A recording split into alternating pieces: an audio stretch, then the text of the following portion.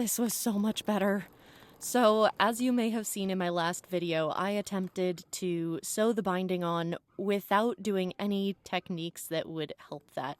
So in this second iteration, I bit the bullet. I learned how to do mitered corners and how to bind the slits, and before the footage you're seeing, I removed all of the bones from the corset so that I could bend it in the ways that it needed to be bent in order to actually be sewn on, which I hadn't thought of before I'd started it.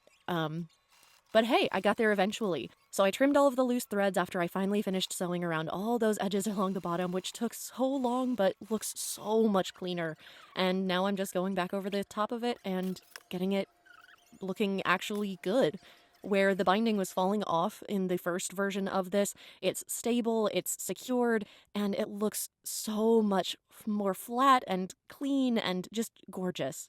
Something I'd recommend keeping in mind when you're working on a project and you feel like you're too far to turn back of, well, hopefully it'll work out, which is what I was thinking the first time I did it.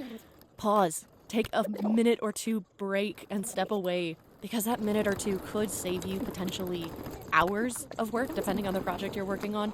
I ended up wasting about an hour in sewing on the binding and then undoing the binding, which took longer than originally sewing the binding. So if you find yourself needing to pause or you're doubting the process, sometimes it's better to just take a step back.